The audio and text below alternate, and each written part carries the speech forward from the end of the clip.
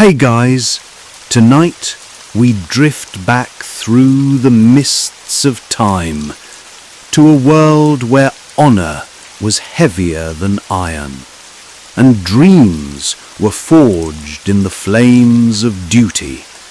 We walk beside the knight, that figure who haunts our imagination like a ghost in gleaming armor, sword raised against the dying light of day. But here, in this quiet space between waking and sleep, we'll discover something different, something the songs never told us, something the stories left buried beneath layers of rust and rain.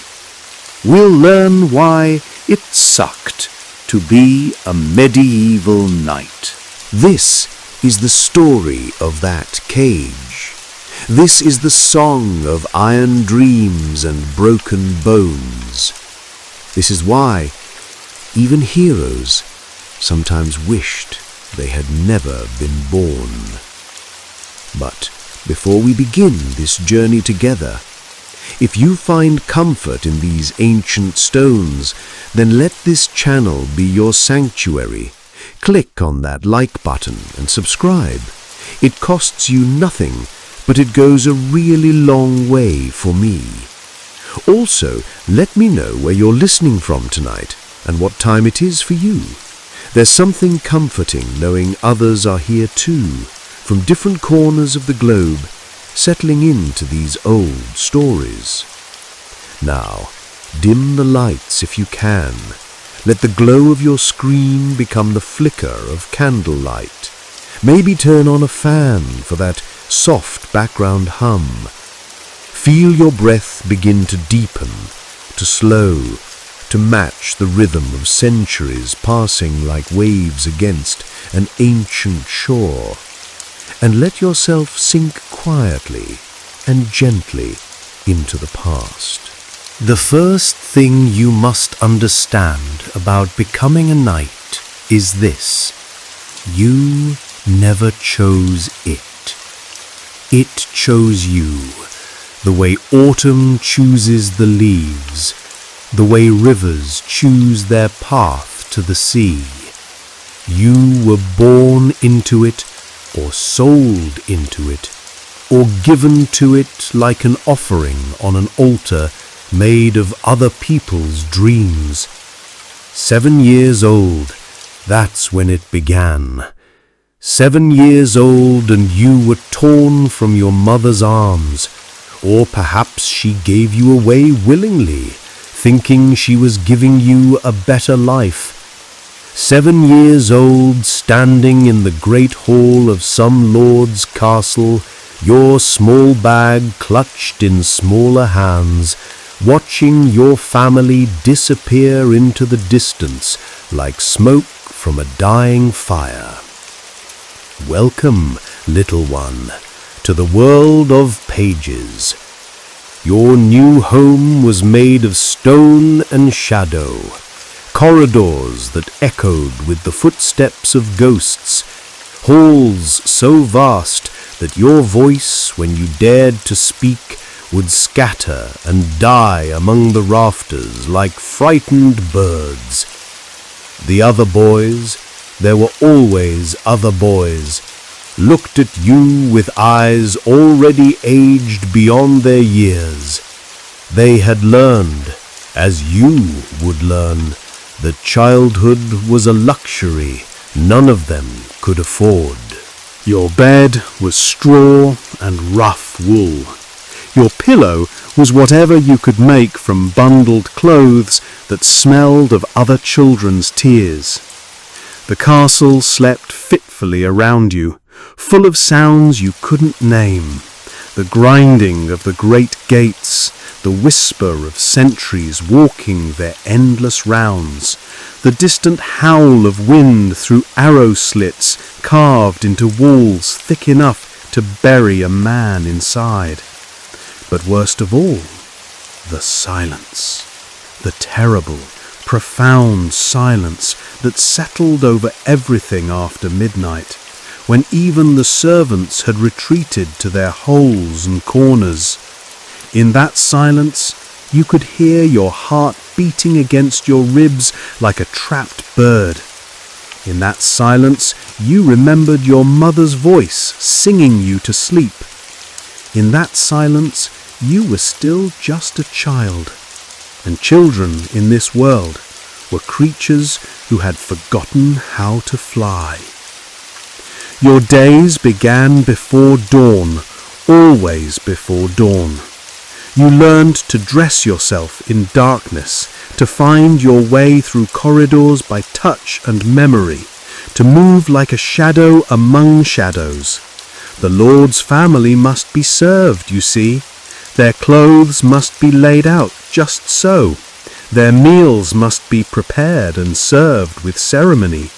Their horses must be groomed until they gleamed like living copper in the morning light. And you must become invisible.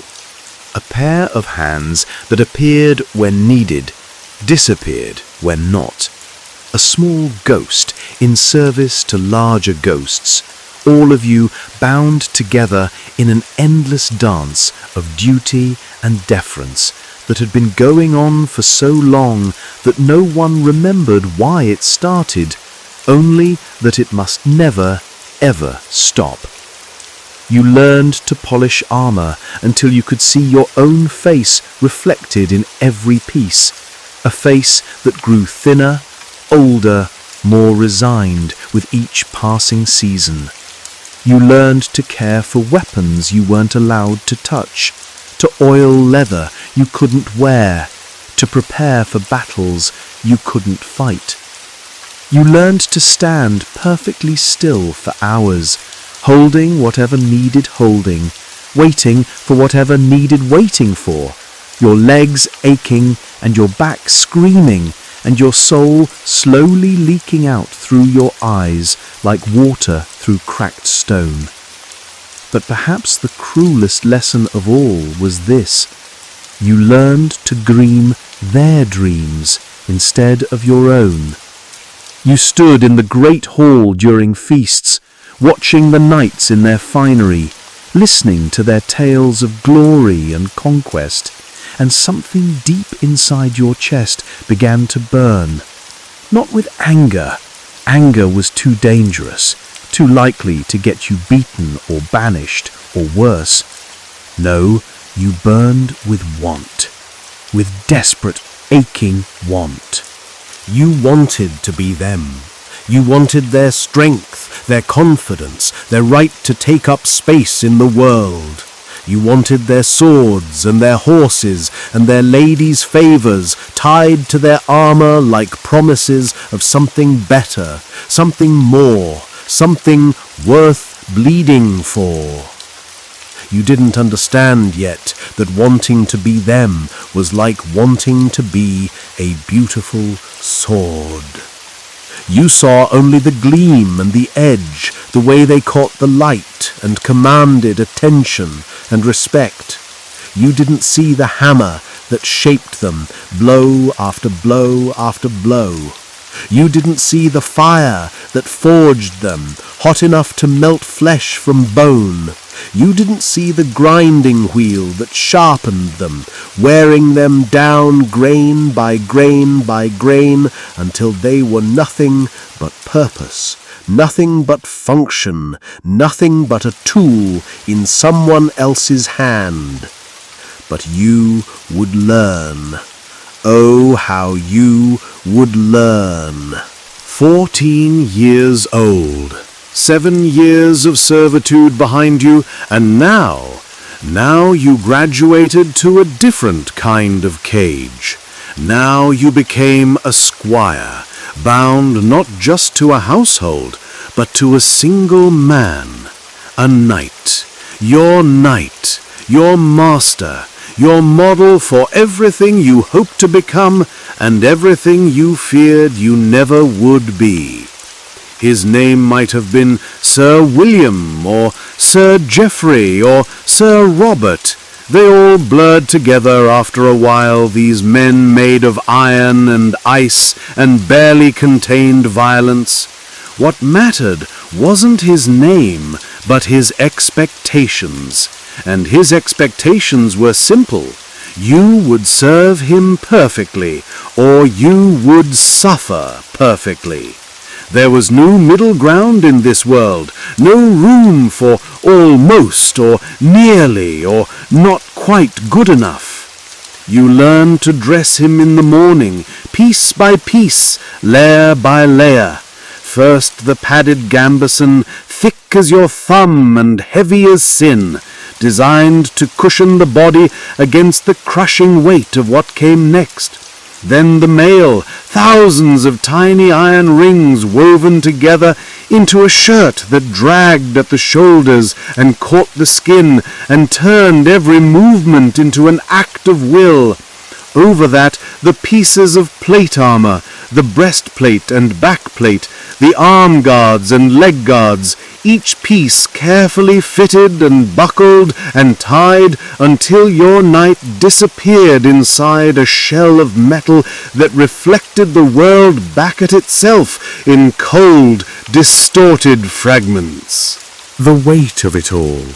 God, the weight. 60 pounds, 70 pounds, 80 pounds or more, depending on the style and the fashion and the knight's particular preferences for pain. You watched your master's face change as each piece went on, watched him disappear deeper and deeper into the armor until all that remained were his eyes, peering out through a narrow slit in the helmet like something trapped at the bottom of a well. And you thought, someday that will be me. Someday I'll be the one disappearing inside that iron cocoon. Someday I'll be the one moving through the world like a walking siege engine. Every step a small earthquake, every breath a labored wheeze through metal plates that never quite fit right, never quite let you forget they were there. You polished that armor every day, every single day. It was like polishing a mirror that showed you your own future, piece by shining piece. You worked the oil into the leather straps until your fingers were black and cramped. You rubbed the metal until it gleamed like water under starlight. You checked and rechecked every buckle, every fitting, every joint where the pieces came together, because if something failed, if something broke or bent or simply wore out at the wrong moment, your knight would die. And if your knight died, what would become of you? But the armor was just the beginning. You also tended his weapons, the great sword that was longer than you were tall, the war hammer that could cave in a skull like an eggshell, the crossbow that could punch through plate armor at 50 yards. You learned to sharpen edges that could split a hair, to balance points that could find the gaps between the strongest defenses. You learned that every weapon was hungry, always hungry, and that hunger had to be fed with blood and oil and endless, endless care. You learned to manage his warhorse too, that massive, temperamental beast bred for battle and trained to kill. 16 hands high and mean as winter, with hooves like hammers and teeth like razors. You fed it and groomed it and cleaned its stall and tried not to think about how many men had died beneath those iron-shod hooves, how many skulls had been crushed by those powerful jaws. The horse knew things about war that you were still too young to understand. It had seen things that would wake you screaming in the night, if you could see them too. And then came the training. You learned to fight, on foot and on horseback, in armor and without, with every weapon the world had ever devised for the purpose of ending human life. You learned that your body was not your own anymore. It belonged to the training, to the endless repetition of movements designed to keep you alive long enough to kill someone else. Your hands grew thick with calluses. Your arms and shoulders bulged with muscle earned through pain and repetition and the certain knowledge that weakness meant death. But more than that, more than any of that, you learned to hurt. Not just to endure being hurt, though that was part of it. You learned to give hurt, to find the soft spots in another person's defenses and exploit them without mercy, without hesitation, without thought for anything but victory. You learned that mercy was a luxury no warrior could afford, that hesitation was a sin that could get you and everyone depending on you killed. You learned to become a weapon yourself, a weapon that could think and plan and choose its targets, but a weapon nonetheless. A tool shaped by other tools, honed by other hands, pointed at other hearts and told to cut until the cutting was done. And still, in the quiet moments between training sessions, you dreamed. You dreamed of your own armor, your own horse, your own coat of arms blazing on a banner that would fly above the battlefield like a promise of glory to come. You dreamed of being the hero in your own story, the knight-errant riding out to right wrongs and rescue the innocent and prove that all this pain, all this preparation, all this slow transformation from boy to weapon had been worth it. You didn't know yet that heroes were just the people who survived long enough to have songs written about them. You didn't know that glory was just another word for doing terrible things for reasons other people called noble. You didn't know that the armor you polished so lovingly was less a shield than a prison, and the man inside it less a hero than a ghost who had forgotten how to be human. But you would learn. God help you. You would learn. 21 years old. 14 years since that first morning when you stood small and frightened in a great hall full of strangers. 14 years of service and suffering and slowly, inexorably becoming something else. Something harder, something colder, something that no longer remembered what it felt like to be a child with wooden swords and impossible dreams. The ceremony came without warning, as these things often did. Your lord simply announced one morning that you would be knighted. No celebration, no great feast, no particular recognition of the boy who had been polishing armor and tending horses and slowly dying inside for all these years. Just a simple statement to fact. Tomorrow you would kneel as a squire, you would rise as a knight. You should have been happy. This was what you had worked toward, what you had bled for, what you had shaped your entire existence around achieving. But standing there in the dim light of the armory, surrounded by the tools of war that had become as familiar as your own reflection, you felt nothing.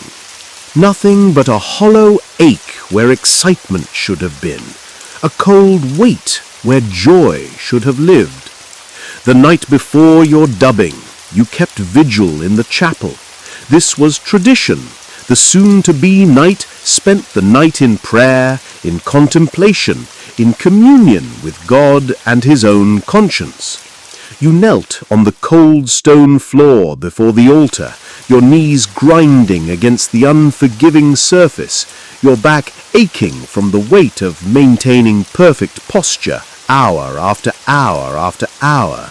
The chapel was empty except for you and the shadows cast by flickering candles. Saints stared down from their niches in the walls, their painted faces serene and distant and utterly unsympathetic to your small mortal struggles. Christ hung on his cross above the altar, his wounds painted in careful detail, his eyes full of an agony you were only beginning to understand. You were supposed to pray. You were supposed to ask for strength, for wisdom, for the grace to be worthy of the honor about to be bestowed upon you. But the words wouldn't come. Instead, you found yourself remembering things, your mother's face, already faded by time and distance until she was more feeling than image. The taste of bread from your father's table, simple food that had never required you to earn it. The sound of laughter, your own laughter, from back when you still remembered how to make that sound. When had you last laughed, really laughed? Not the careful, controlled amusement that was all a squire was allowed to show. When had you last felt genuine happiness, the kind that started in your belly and bubbled up through your chest like spring water? When had you last felt anything that wasn't duty or pain or the hollow satisfaction of a task completed correctly? The night wore on. Your knees went numb, then began to burn, then went numb again. The candles burned lower, their light growing dimmer and more unsteady. And still you knelt, because that was what was expected, what was required, what separated the worthy from the weak.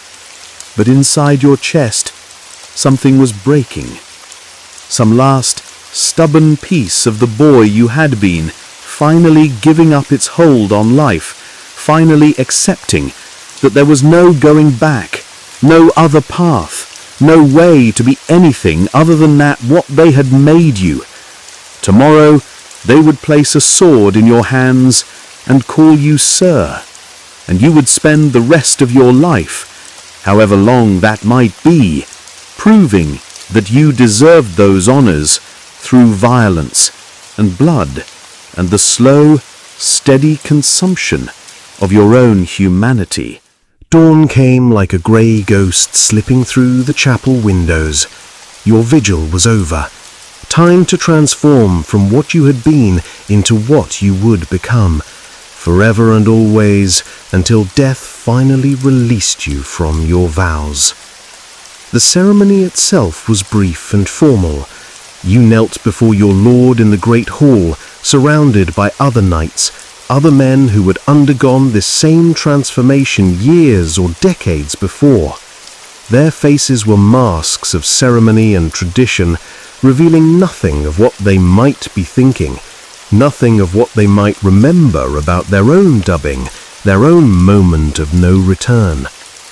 Your lord spoke the ritual words, something about honor and service and duty to God and King and the protection of the innocent.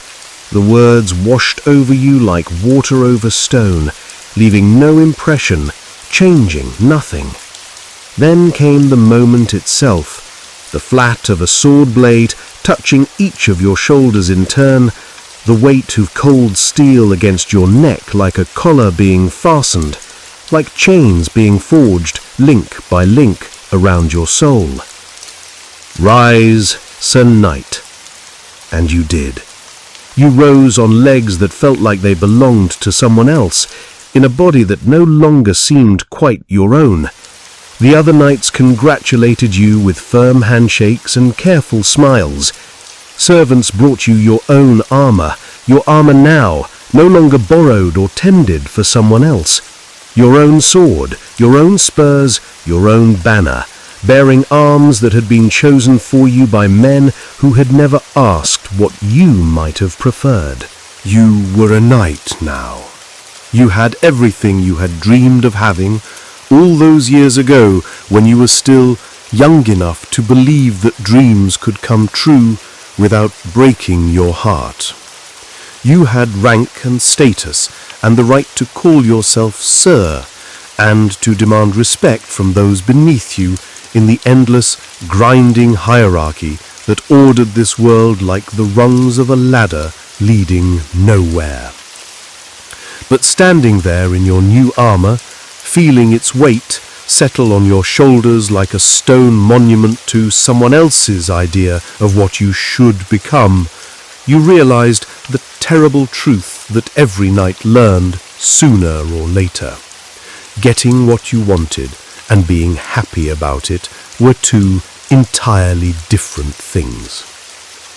You were a knight now, and knights, you were beginning to understand, were not allowed to be happy. They were allowed to be dutiful, loyal, brave, skilled in the arts of war and death. They were allowed to be instruments of other people's will, extensions of other people's power, solutions to other people's problems. But happy? No. Happiness was for children and peasants and people who didn't carry the weight of other people's expectations on their shoulders like a cross made of iron and ice and the accumulated sorrows of all the boys who had knelt where you had knelt, who had sworn the oaths you had sworn, who had risen as you had risen, into a life that would demand everything from them and give back only the cold comfort of duty done and honor maintained. Welcome to knighthood, Sir Knight. Try not to think too much about the cost. The first thing you learned as a newly dubbed knight was that all your training had been a lie. Not false, exactly, but incomplete in the way that maps are incomplete. They show you the shape of the land, but nothing of what it feels like to walk through it, step by bloody step, mile after grinding mile. Your first campaign came within a month of your dubbing. Some border dispute, some question of inheritance, some insult, real or imagined, that demanded satisfaction in blood. The details hardly mattered. They never mattered, not really. What mattered was that your lord required your service, and you had sworn an oath to provide it, and oaths were chains that bound the living to the dead, the present to the past, the possible to the inevitable.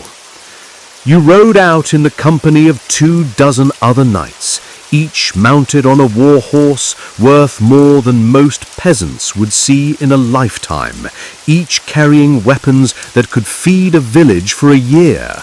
Behind you came the baggage train, wagons full of supplies, servants, camp followers, all the vast machinery required to move a small army across the landscape like a plague with banners. The romance lasted exactly 3 days. 3 days of riding through countryside that grew more desolate with each mile, past villages that emptied at your approach, their inhabitants fleeing into the forests like rabbits before wolves. By the 4th day, the reality began to set in. This wasn't a quest, it was a job. A brutal, grinding, thankless job that would continue until someone died, or surrendered, or simply ran out of will to keep fighting. Your first battle. God, your first battle. You had imagined it so many times during all those years of training.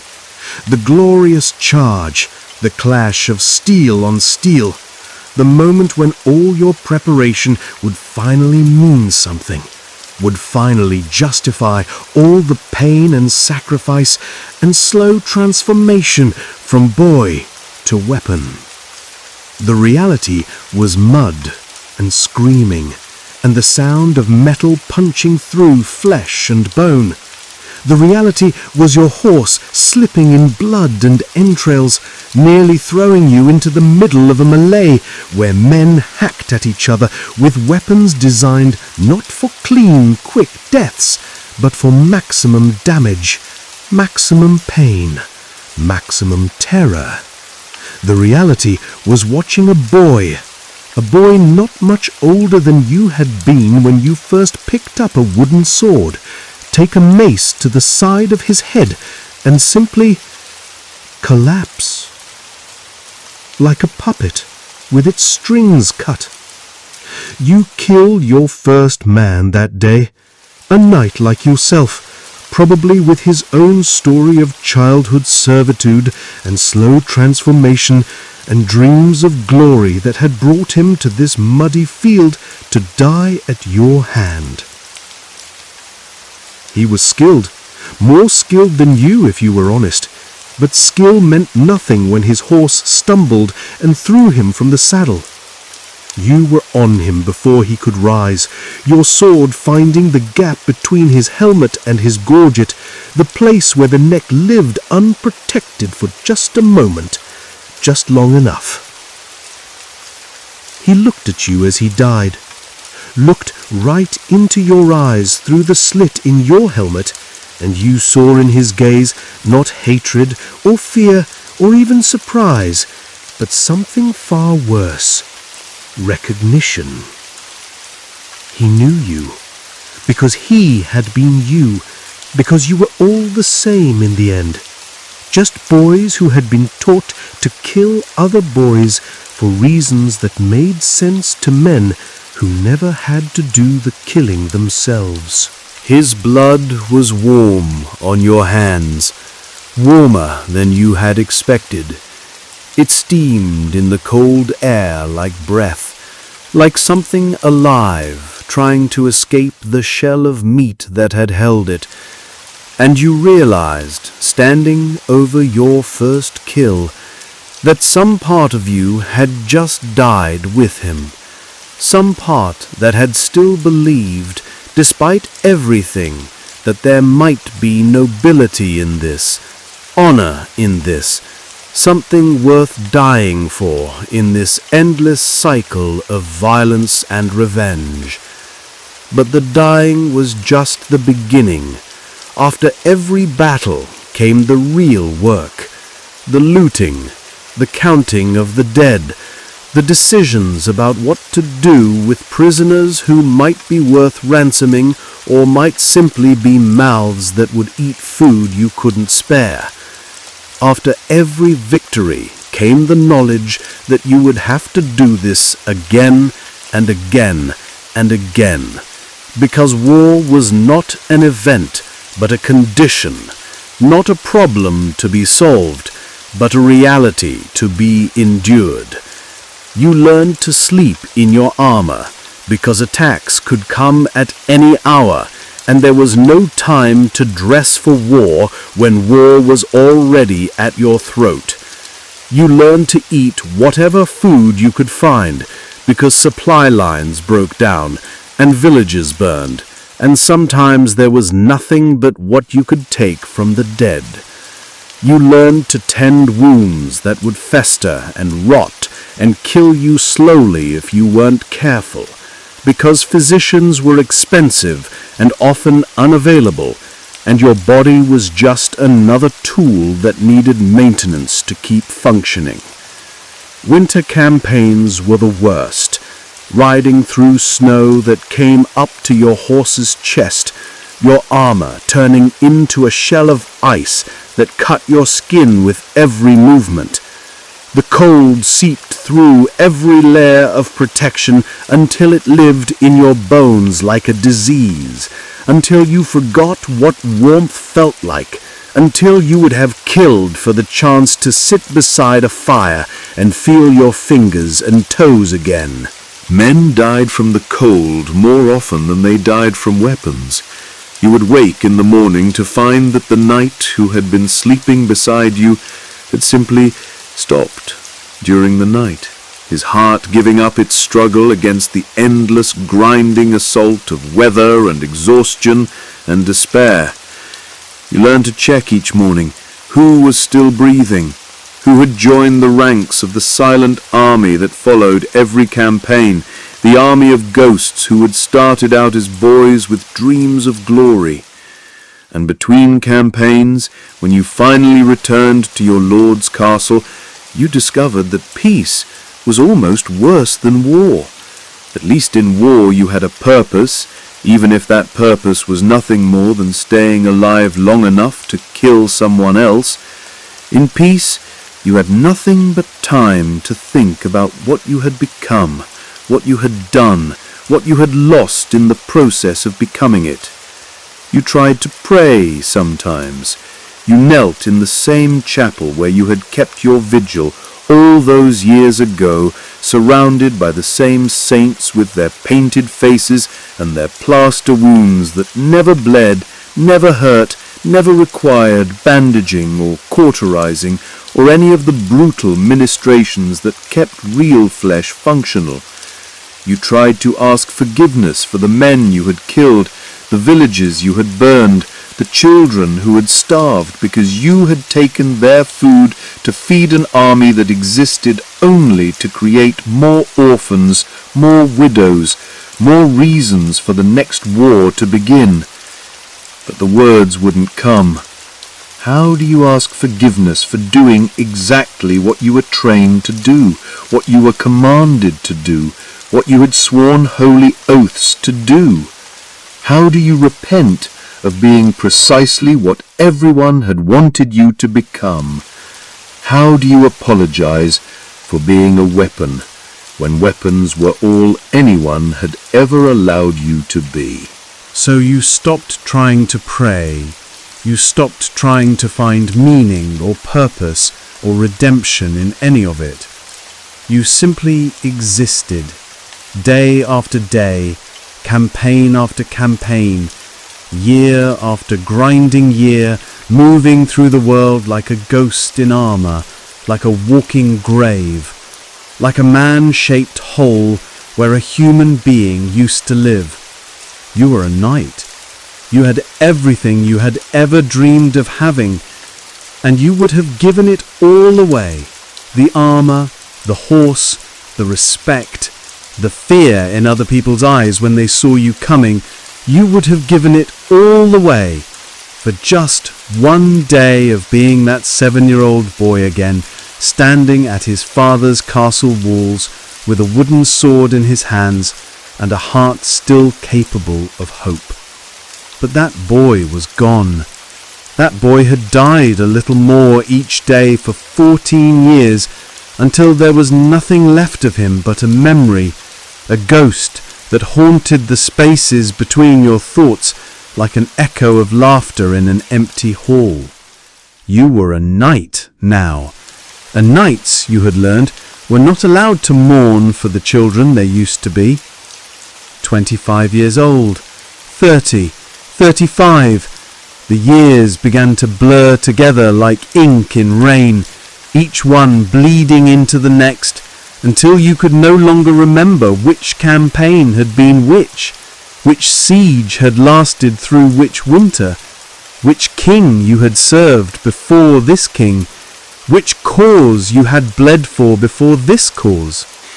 Your body became a map of violence, a parchment written in scars and breaks, and the slow, persistent ache of joints that had been pushed beyond their limits too many times to count.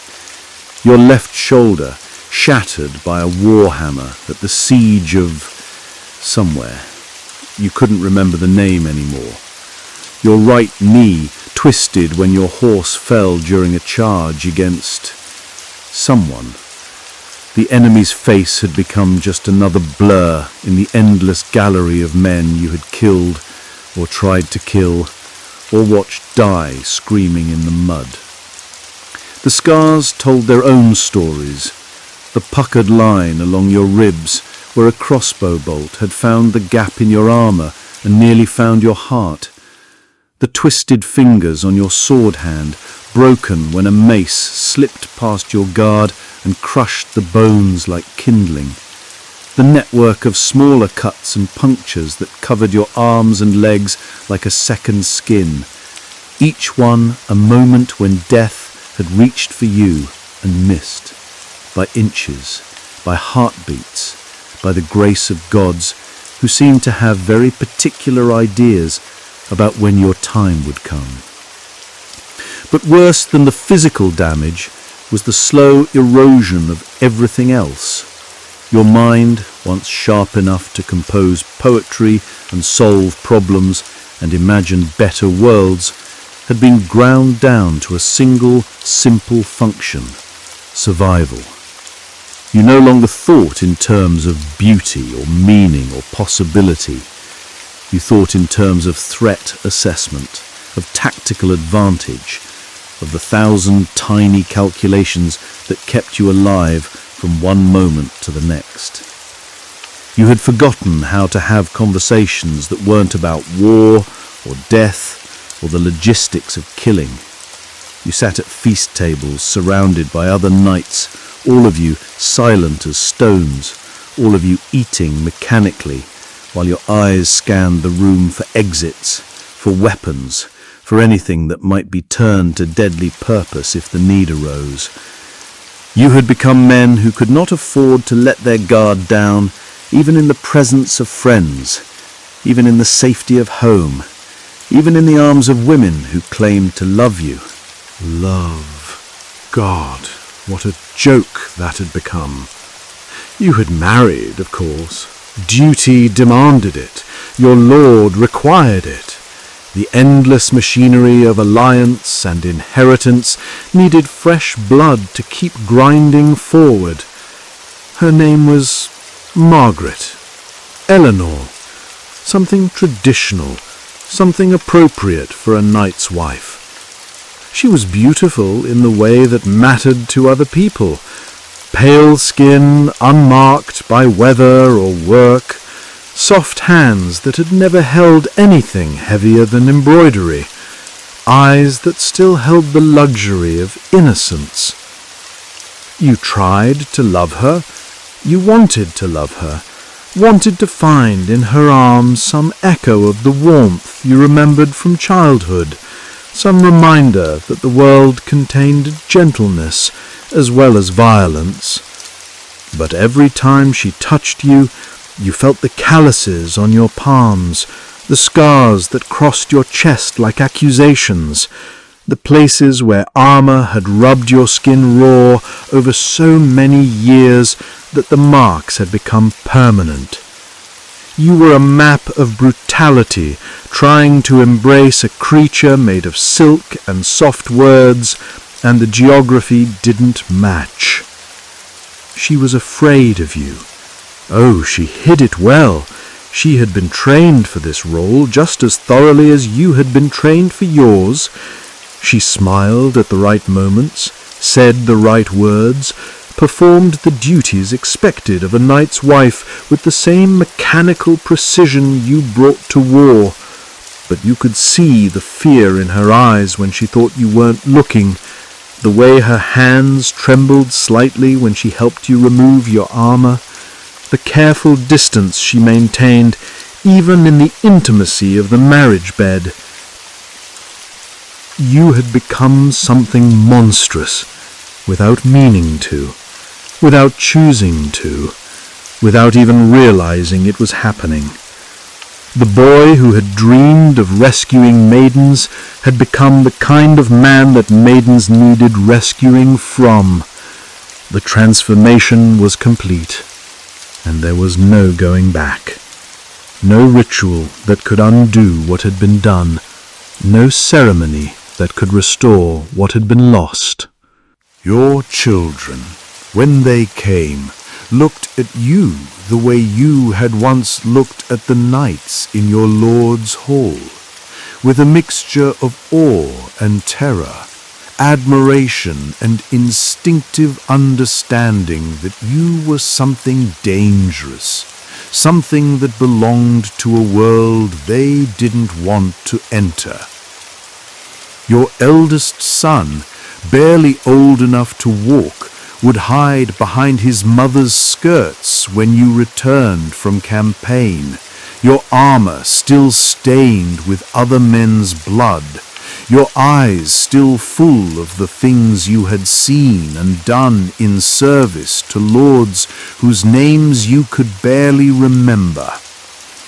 You wanted to pick him up, to hold him, to whisper in his ear that you loved him more than your own life. But your hands were weapons now, trained to hurt and kill, and you were terrified that you might damage him without meaning to, might leave marks on his soft skin that would mirror the marks the world had left on yours.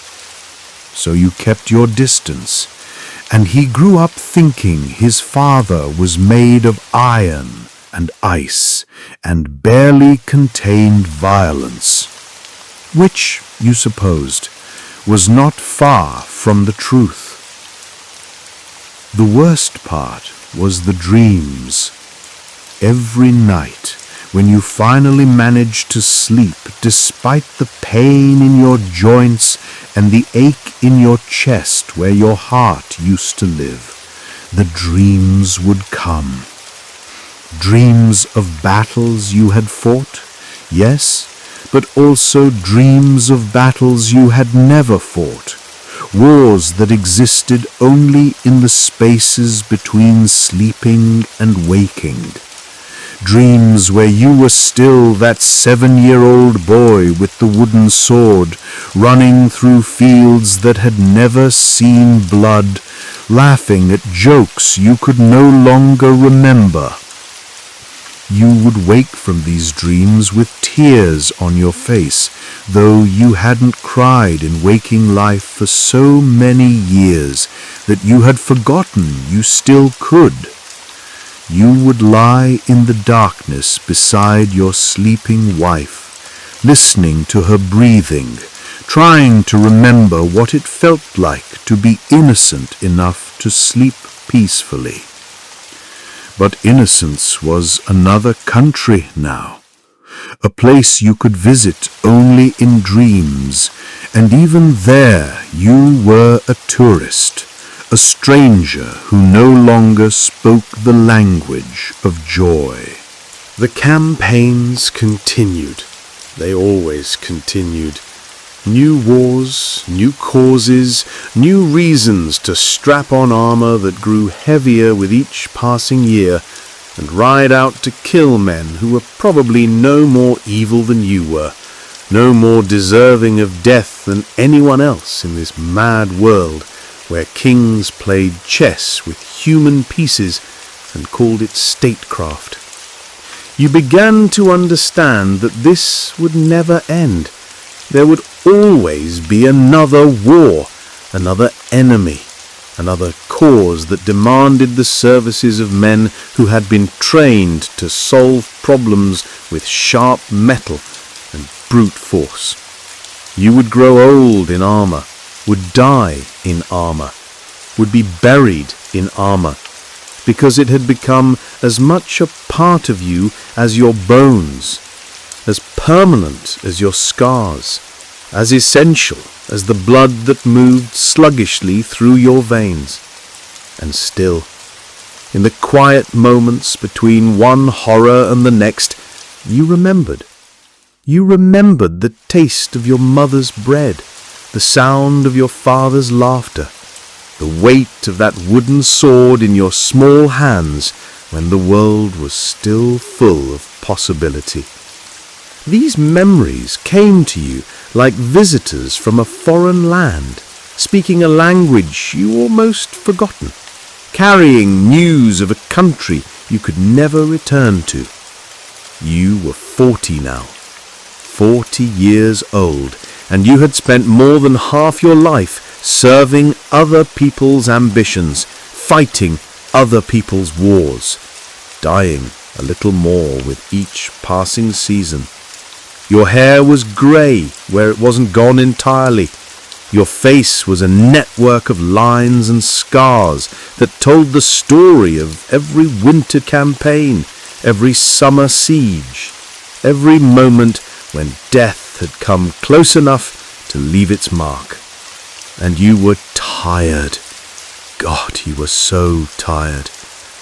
Tired in your bones, tired in your soul, tired in places that had no names but ached nonetheless.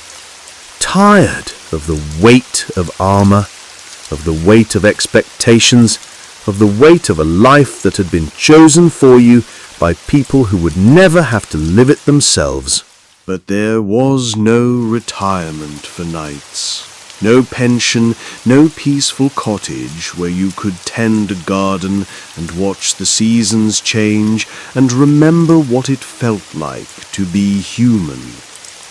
You were a weapon, and weapons were used until they broke, until they became too dull to cut, until they shattered in the hand that wielded them.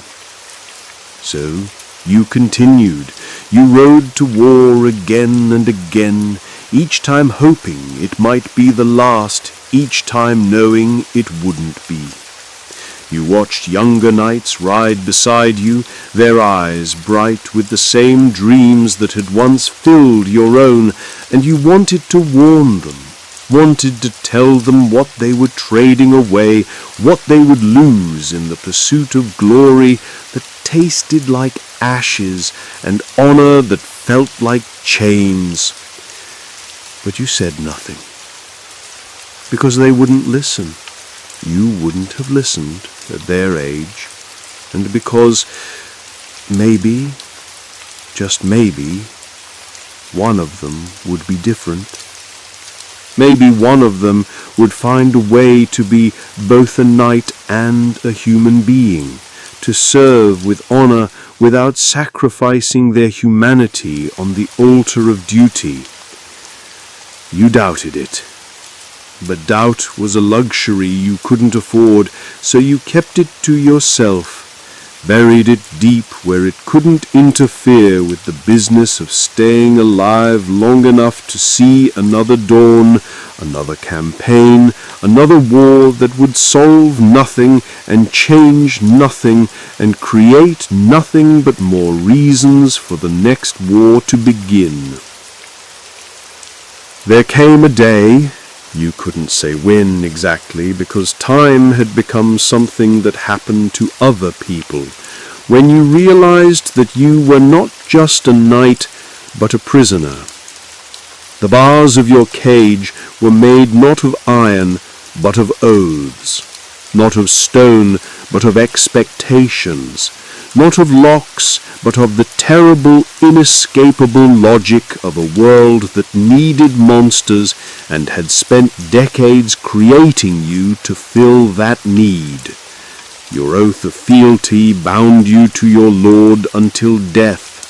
His oath bound him to his king until death. The king's oath bound him to God until death. And God, it seemed, was bound to no one and nothing, free to watch the whole bloody pageant from his celestial throne, while men killed and died and suffered in his name, for his glory, in service to a plan that remained as mysterious as it was merciless. You had sworn to protect the innocent, but who decided who was innocent? You had sworn to serve justice, but whose justice? You had sworn to defend the faith, but which faith, and against whom? The words had seemed so clear when you were young, so simple and absolute. Now they felt like riddles wrapped in paradoxes, like commands written in a language you no longer understood. You had killed men who claimed to serve the same God you served. You had burned villages full of people who prayed to the same saints you prayed to. You had taken food from the mouths of children who had never done anything worse than be born in the wrong place at the wrong time, when the wrong lord needed their grain to feed his army, their livestock to fill his wagons, their fathers to swell his ranks. And all of it, every death, every destruction, every small and large brutality had been legal, had been ordered, had been necessary, according to the men who made such decisions from the safety of their castles and counting houses and comfortable chairs beside warm fires that never went out. You began to understand that law and justice were not the same thing, that orders and righteousness were not synonymous, that the machinery of power ground forward regardless of the blood it spilled, the lives it consumed, the hopes it crushed beneath its wheels. You were not a servant of justice, but a cog in that machine, and cogs were not allowed to question their purpose, only to turn when turned, to cut when commanded to cut, to break when breaking was required. Because that's what you were, in the end, a tool, a very expensive, very specialized tool that had taken decades to create and required constant maintenance to keep functional. But a tool nonetheless, no more capable of choosing its own purpose than a sword could choose what to cut, or a hammer could choose what to strike. You watched younger knights arrive at court, bright-eyed boys who had just completed their transformation from human to weapon, and you saw yourself as you had been 20, 30 years ago. You wanted to tell them things, important things, necessary things, but the words stuck in your throat like stones. What would you say? That everything they had worked for was meaningless? That the dreams they had chased were nightmares in disguise? That the honor they sought was just another word for the slow, systematic destruction of everything that made life worth living? You said nothing, because maybe you were wrong. Maybe their experience would be different.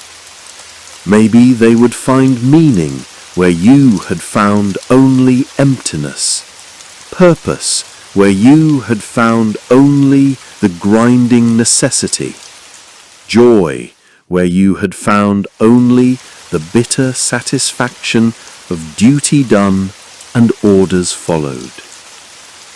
But you doubted it. God, how you doubted it. Your wife grew old beside you, her beauty fading like summer flowers touched by frost. She had learned to live with your silences, your absences, your inability to be present even when you were physically there. She had made peace with being married to a ghost, with sharing her bed with a man who had forgotten how to dream of anything but war. Your children grew up strange and distant, shaped by the absence of a father who was always there but never really there, who loved them but couldn't show it, who wanted to protect them but could only do so by remaining the kind of man they were afraid to approach. They learned to navigate around you the way people navigate around a sleeping wolf, carefully, quietly, always ready to run if you stirred too suddenly or looked at them too directly. You wanted to explain. You wanted to tell them that the man they feared was not the man you had chosen to become, that the silence they lived with was not indifference, but its opposite, a love so fierce and desperate that it had to be kept locked away, lest it destroy everything it touched. You wanted to tell them that you had traded your humanity for their safety, your happiness for their comfort, your soul for their right to grow up in a world where someone else did the necessary killing. But you couldn't find the words. The language of love had been beaten out of you, along with everything else that made you human. You knew the words for different kinds of wounds, for various siege engines, for the proper way to care for armor and weapons and war horses. But the words for tenderness, for affection, for the simple joy of being alive in the presence of people you cherished, those words had been taken from you, piece by piece, year by year, until you were left with nothing but the vocabulary of violence and the grammar of war.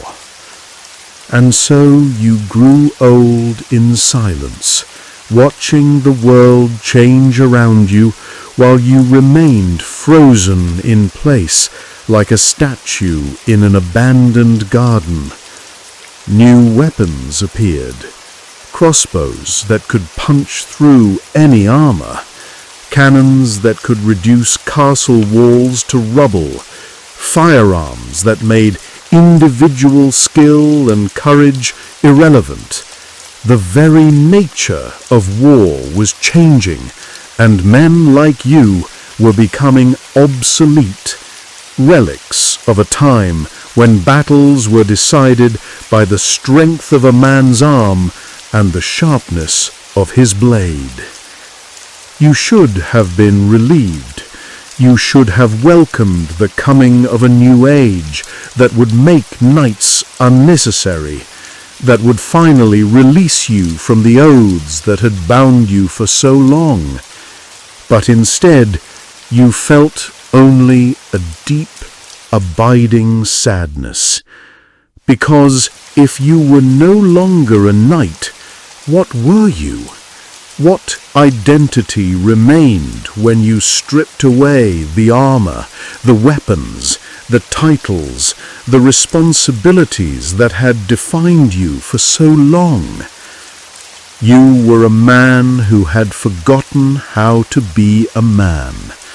You were a human being who had been trained out of humanity so thoroughly that you couldn't remember what you had been before the training began. You were a ghost haunting the ruins of your own life, a stranger in your own skin, a visitor in your own home. You were what the world had made you, and the world, it seemed, was finished with you now. 50 years old, 50 years on this earth, and more than 40 of them spent in service to causes you could no longer name, fighting wars you could no longer justify, killing men whose faces had long since blurred together in the grey landscape of your memory. Your body was a catalogue of damage now, each joint a reminder of some battle, each scar a story you were too tired to tell. The younger knights looked at you with a mixture of respect and pity, the way men look at a once magnificent building that has begun to crumble. You were a legend, they said, a hero, a living reminder of the golden age of chivalry, when knights were knights and the world made sense according to rules everyone understood. They were wrong, of course. There had never been a golden age, never been a time when any of it made sense. There had only been the grinding machinery of power, and the men who fed it with their blood, their sanity, their slowly extinguished hopes.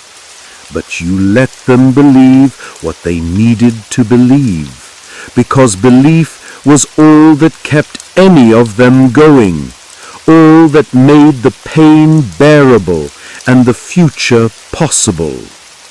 Your hands shook now when you tried to hold a sword, not from fear, you had moved beyond fear long ago, but from the accumulated damage of decades spent gripping weapons that were designed to transfer the shock of impact directly into the bones and muscles of whoever wielded them. Your shoulders ached from carrying the weight of armor for so many years that your spine had curved to accommodate it. Your knees ground against themselves with every step, bone against bone, worn smooth by the endless march of campaigns that had taken you from one end of the kingdom to the other and back again. You were breaking down piece by piece, like a machine that had been run beyond its design specifications. But machines could be repaired or replaced. Men like you could only be discarded when they became too damaged to function, too slow to keep up, too worn to be worth maintaining. The day came when your lord's son, your lord now, though you still thought of him as the boy who had once hidden behind his father's leg when you returned from war, called you to his chambers. He was kind about it, as kind as such conversations could be. You had served faithfully, he said. You had given everything to the family, to the cause, to the realm. You had earned your rest. Rest.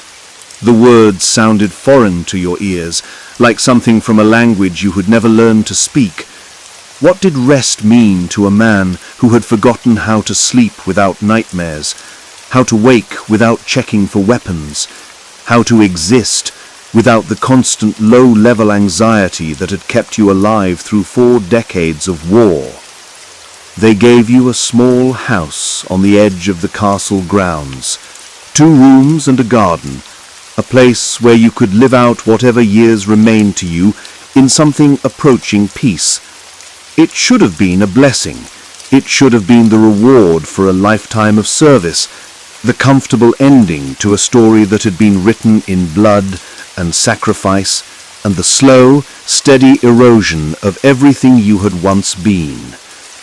But sitting in that house, surrounded by silence that pressed against your ears like deep water, you felt more lost than you had ever been on any battlefield.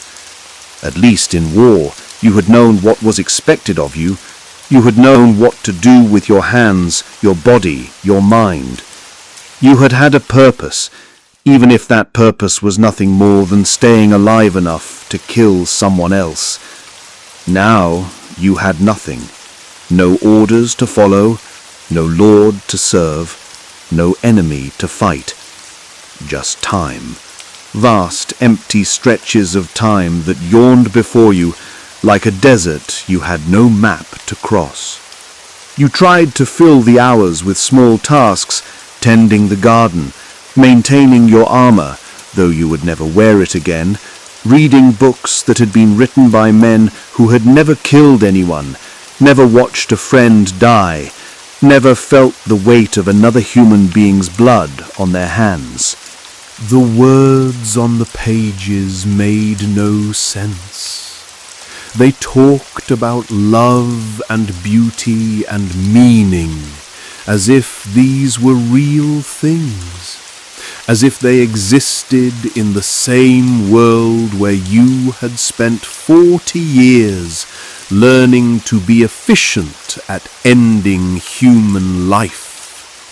You would read the same paragraph over and over, trying to make the concepts stick in your mind, but they slipped away like water through your fingers.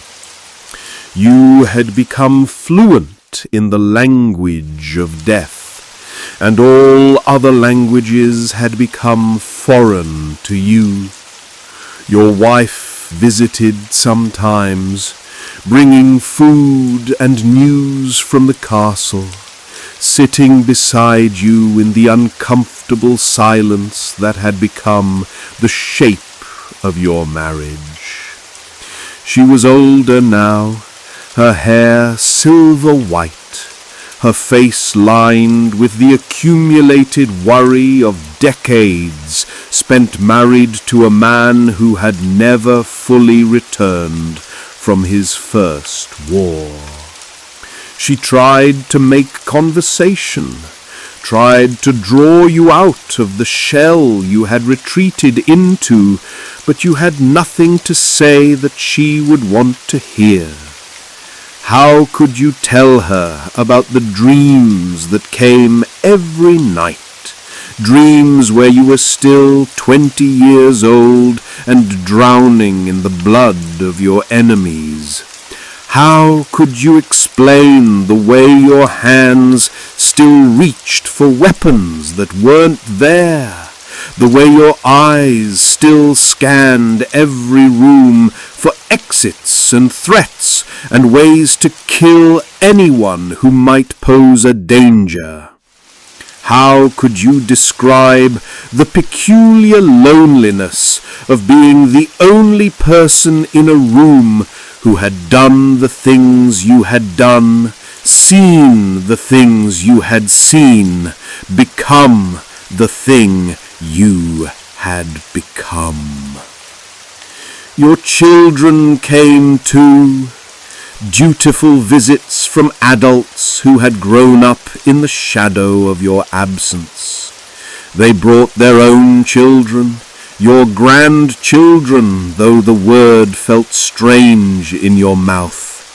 Beautiful children with bright eyes and soft hands, children who looked at you with the same mixture of curiosity and fear you had once inspired in your own sons and daughters. You wanted to warn them. You wanted to tell them to run, to hide, to find some way to escape the machinery that was even now looking for new bodies to feed on, new souls to transform into weapons. But they were too young to understand, and their parents would never forgive you for stealing their children's innocence the way yours had been stolen all those years ago. So you sat in your small house and watched the seasons change through windows that had never been designed to keep out the cold that lived in your bones. You watched other men's children grow up and learn to fight and disappear into the same machinery that had consumed you. You watched the world move forward without you, as if you had never existed, as if your 40 years of service had been nothing more than a dream that no one remembered upon waking. And slowly, gradually, with the patience of a man who had learned to measure time in decades rather than days, you began to understand what you had lost. Not just your youth, though that was gone. Not just your innocence, though that had been sacrificed long ago. Not just your ability to love and be loved, though that had been beaten out of you as surely as if it had been a flaw in your armor. You had lost yourself, the boy who had stood at his father's castle walls with a wooden sword and dreams of glory.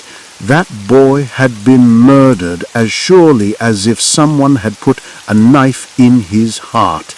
Murdered not by an enemy, but by the very people who claimed to love him, who said they were making him into something better, something worthy, something that would matter in the grand scheme of things. You were a knight.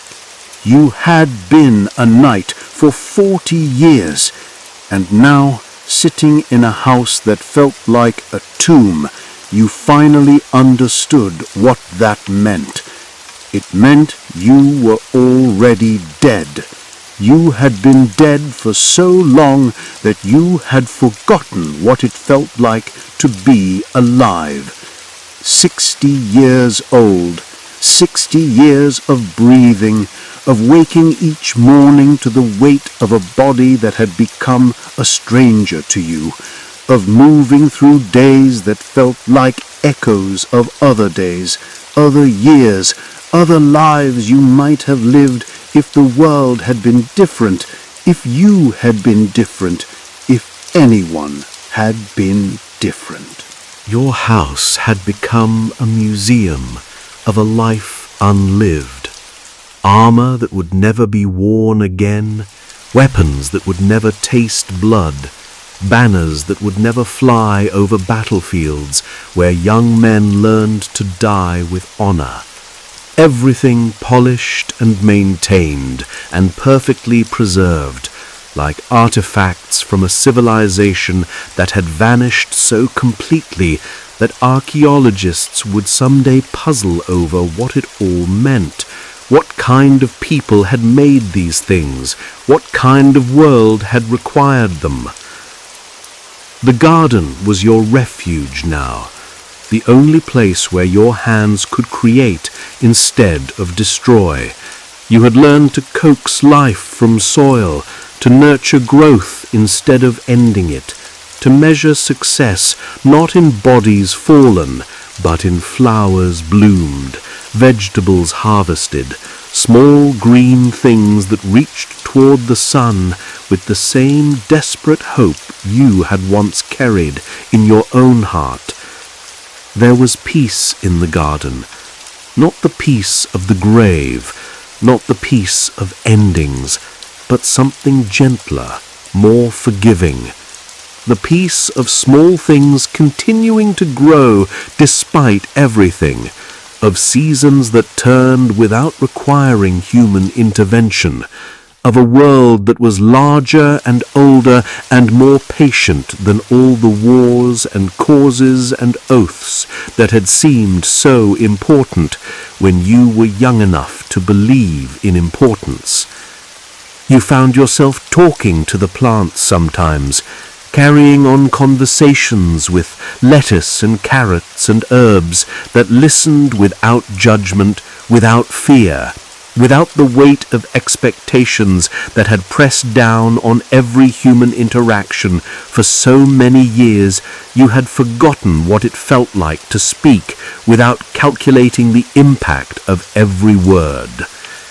The young knights still came to visit sometimes, sent by their lords to pay their respects to the old hero, to hear stories of the great campaigns, to learn from your example. You received them politely, served them wine that you no longer drank yourself, listened to their eager questions about battles they had only heard described in songs that bore no resemblance to the reality you remembered. They wanted to know about glory. They wanted to know about honor. They wanted to know about the moment when you had realized you were truly a knight, when you had understood your purpose, when you had felt the satisfaction of serving something greater than yourself. You told them what they needed to hear. Stories of brave deeds and noble causes, of victories won and evil defeated.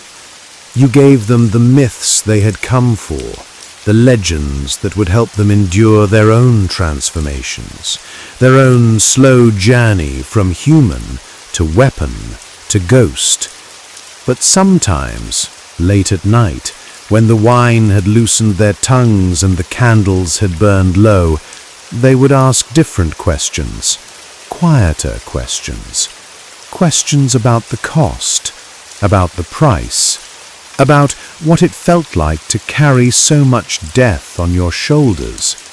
And in those moments, you would tell them fragments of the truth. Not enough to break them, they would break soon enough on their own, but enough to plant seeds of doubt, seeds of questions that might, if they were very lucky, grow into wisdom before it was too late.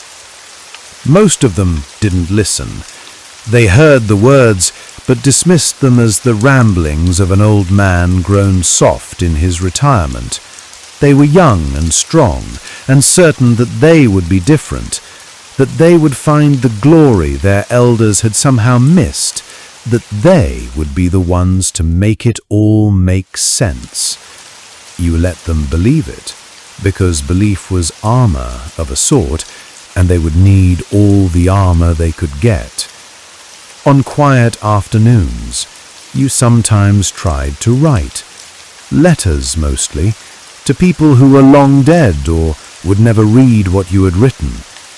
Letters to your mother, telling her about the man her little boy had become.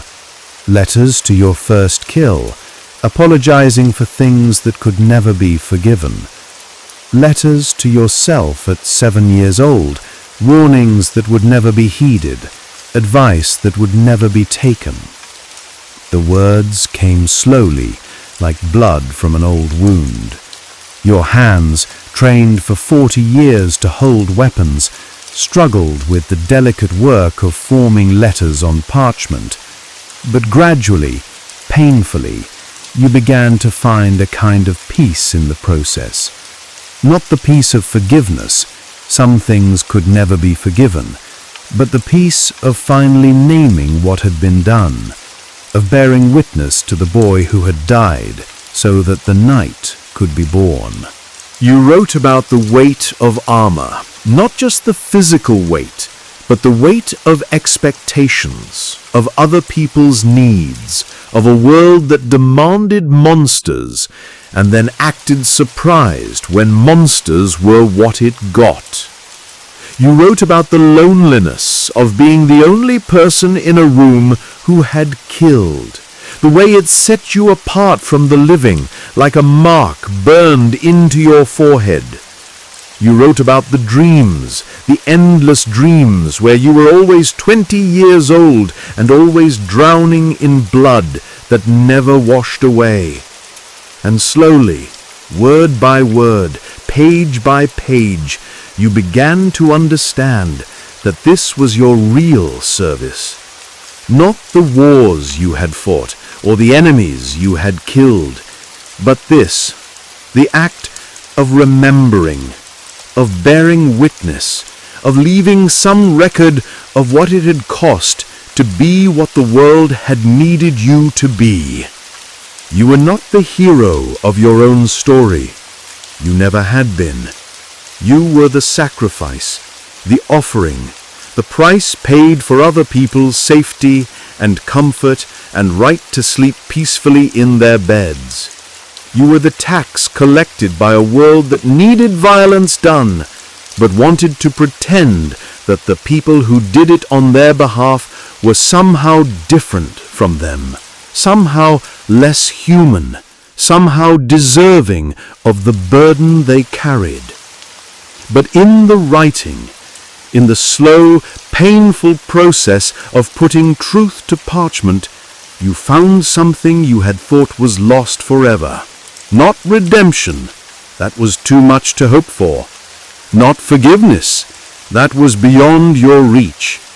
But perhaps understanding, perhaps the knowledge that you had not chosen this path, that you had been shaped by forces beyond your control, that the boy with the wooden sword had been as much a victim as anyone you had killed in 40 years of war. You were dying, of course, had been dying for years, slowly and quietly, the way old soldiers died when their bodies finally gave up the fight. But for the first time in decades, you were not afraid of death. Death was just another country, another place to travel to, and you had been travelling for so long that the prospect of a final destination held no terror. Your wife came to visit less often now. She was dying too, in her own way, at her own pace, but sometimes she would sit beside you in the garden, both of you too old and tired for words, watching the sun set over the castle walls where you had first glimpsed each other all those years ago. And in those moments you felt something that might have been love, or might have been forgiveness, or might have been nothing more than the simple peace of two people who had survived the same storm and lived to see calm waters. Your children came to say goodbye, though they didn't call it that. They brought their children, and their children brought their children, and you sat surrounded by generations of life that had grown from the seed of your sacrifice, life that existed because you had been willing to become something terrible so that they could remain something beautiful. And finally, one morning when the garden was full of flowers you had planted but would never see bloom, when the sun was warm on your face and the birds were singing songs you had forgotten how to hear during all those years of war, you understood that it was time. You were not afraid. You had been afraid for so long that you had worn the feeling down to nothing, used it up, exhausted its power over you. You were tired, but it was a good tired, the tired of a man who had finally put down a burden he had carried for longer than anyone should have to carry anything. You closed your eyes and let yourself remember, one last time, the weight of that wooden sword in your 7-year-old hands. You remembered the dreams that had filled your heart before you learned that dreams were dangerous things, luxuries that weapons could not afford. You remembered what it felt like to hope, to believe that the world was good and that you could make it better simply by being brave and true and worthy of the stories you had heard about knights and heroes and the triumph of good over evil. You had been wrong about almost everything. But you had been right about one thing. The world needed protecting. It still needed protecting. And somewhere in some lord's castle, a 7-year-old boy was standing at the walls with a wooden sword in his hands, dreaming of glory, unaware that his dreams were about to be transformed into chains. You could not save him. You could not warn him.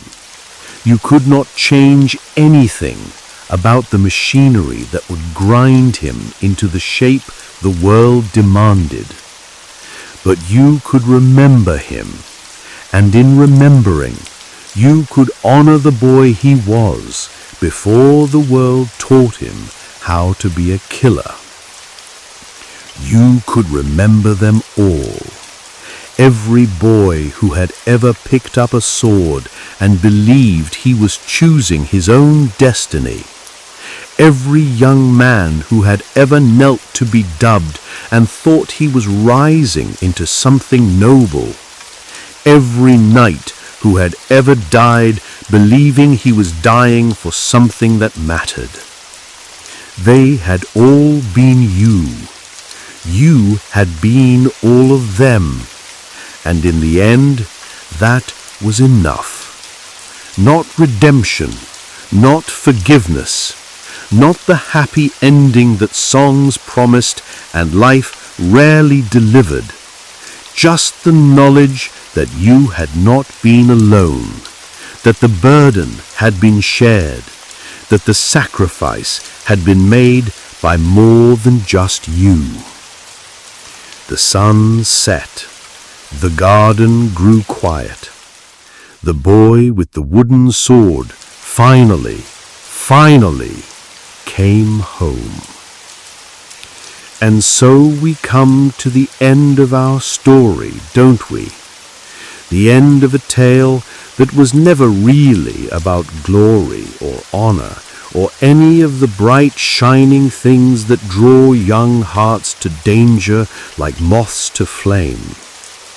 This was a story about chains, about cages, about the price we pay when we ask human beings to become something other than human for the sake of causes that may or may not be worth the cost.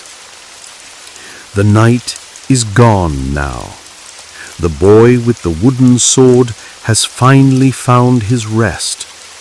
But the story continues, as stories do, in the endless cycle of seasons and generations, of dreams born and dreams buried, of children who grow up to become things they never intended to become. Somewhere tonight, in castles and manor houses scattered across the world, 7-year-old boys are falling asleep with heads full of heroes and legends, unaware that they are dreaming themselves into a future they might not choose if they understood its true weight. Somewhere tonight, young men are kneeling before lords and kings and promising their lives to causes they have never questioned, believing they are choosing honor when they are really choosing to surrender their right to choose anything ever again. And somewhere tonight, old men are sitting in small houses and gardens, carrying burdens they can never put down, remembering boys they used to be, trying to make sense of lives that were shaped by forces they never controlled and decisions they never made. This is why it sucked to be a medieval knight, not because of the violence, though there was violence, not because of the danger, though there was danger, not because of the pain, though there was pain beyond measure. It sucked because it required the death of everything that made life worth living. It sucked because it transformed children into weapons, dreams into duties, love into something that had to be sacrificed on the altar of service. It sucked because it promised meaning and delivered only emptiness, promised glory and delivered only the hollow satisfaction of oaths kept and orders followed. But perhaps there is something to be learned from their sacrifice. Perhaps in understanding the cost, we can begin to question the systems that demand such costs. Perhaps in remembering the boys they were before they became the men they had to be, we can honor something in them that was never meant to be destroyed. Perhaps in telling their story, we can ensure that it was not all for nothing. The rain is falling now, gentle and persistent, washing the world clean for tomorrow's dreams. The castle walls are empty, their stones holding only echoes of the footsteps that once walked their battlements. The armor rests in museum cases, polished and perfect, and forever separated from the flesh and blood that once gave it purpose. But in the quiet spaces between sleeping and waking, in the moments when the world grows soft around the edges and time moves like honey, like winter mornings, like the last breath before sleep takes you home, in those moments you can still hear them, the knights, the boys, the dreamers, and the weapons and the ghosts they became. You can still hear them dreaming. Rest now, rest well, and remember, not all who are called to serve choose the call. Not all who fight believe in the fight. Not all who sacrifice do so willingly. but they served, they fought, they sacrificed, and in the end, perhaps that is enough. Perhaps that is all any of us can hope for. Good night.